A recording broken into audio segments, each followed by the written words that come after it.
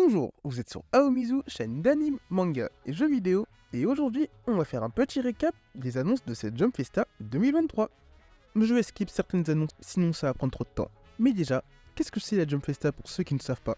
La Jump Festa est un événement consacré au domaine de l'animation et du manga qui a lieu chaque année depuis 1998 au Japon. Elle est organisée par l'éditeur Shueisha, créateur des différents magazines du Jump. L'événement est l'occasion de présenter de nouveaux films, mangas, jeux ou marchandises diverses. On commence par la future bombe du nom de Dandadan, un manga que je suis depuis ses débuts et qui n'a fait que se bonifier avec le temps, autant niveau histoire que dessin. L'anime a déjà reçu un trailer récemment, mais pour cette Jump Festa, il en a de nouveau reçu un, avec cette fois les voix des seiyuu. L'anime est prévu pour octobre 2024. Si vous avez apprécié la saison 1 de Mashle, vous allez adorer la 2 car niveau combat et absurdité, on monte d'un cran. Prévu pour le 6 janvier 2024. L'anime Mission Yozora Family a finalement été annoncé et reçu un trailer. Un manga dont j'entendais souvent parler. Hâte de voir ce qu'il vaut. Prévu pour avril 2024.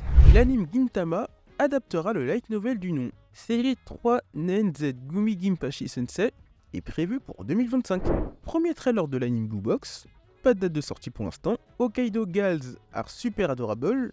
Prévu pour le 8 janvier 2024, l'anime This Time for Torture Princess prévu pour le 8 janvier 2024, trailer de l'anime de baseball Byokyaku Battery prévu pour avril 2024, un nouveau trailer a été annoncé pour l'anime Kaiju numéro 8, une des bombes à ne pas rater, prévu pour avril 2024, trailer de la saison 7 de My Hero Academia, prévu pour le 4 mai 2024, premier trailer du film IQ, Battle of the Garbage Dump, prévu pour le 16 février 2024, un nouveau trailer pour le retour de Blue Exorcist, Shimane Illuminati Saga, prévu pour le 6 janvier 2024, un trailer pour la saison 3 de Moi quand je me réincarne en slime, après le magnifique final de la saison 2, on ne va pas parler du film, on espère ne pas être déçu avec cette saison, prévu pour avril 2024, trailer de la partie 3 de Bleach, Thousand Year Blues Wars, The Conflict, prévu pour courant 2024, annonce de la saison 2 d'Hell's Paradise, je ne sais même pas si je dois être content. Une annonce qui m'a étonné, l'adaptation de Sakamoto Days par Wit Studio.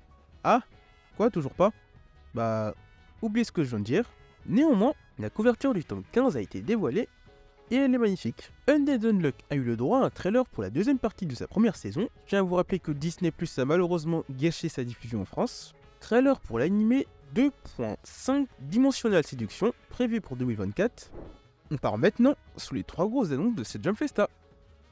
On commence par cette magnifique cover du tome 25 de Jujutsu Kaisen, le manga qui d'ailleurs a atteint les 90 millions d'exemplaires en circulation avec ce tome 25.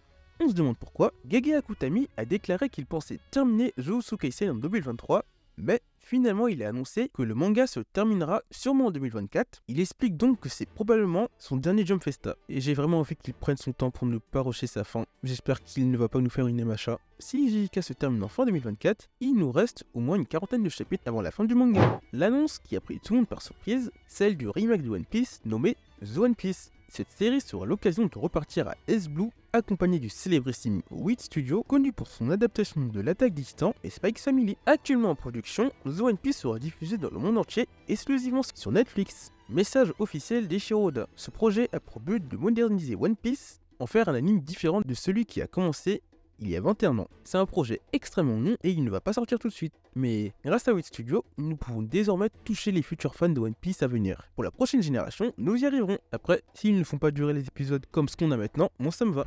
Et enfin, l'annonce qui m'a marqué, l'adaptation de l'arc du démon de Chainsaw Man, qui sera d'ailleurs un film parfait pour adapter cet arc. Avec ce magnifique trailer, je sens que Mappa va nous sortir quelque chose qu'on n'est pas prêt à oublier. Je sais déjà que vous allez rapidement oublier Makima avec Reze. Par contre Mappa, je vous en supplie, laissez respirer vos animateurs, ne nous faites pas une JJK. Et ce serait cool aussi que la suite soit rapidement après le film. Non mais vous imaginez une salle de cinéma remplie de fans de Chainsaw Man. Le film aurait été en production depuis 2-3 mois. Bon, j'espère que vous avez apprécié cette vidéo, et si je ne sors rien entre temps, on se retrouvera en 2024. Sur ce, à bientôt. Non mais sérieusement, One Piece qui a déjà le droit à un remake alors que Soul Eater toujours rien.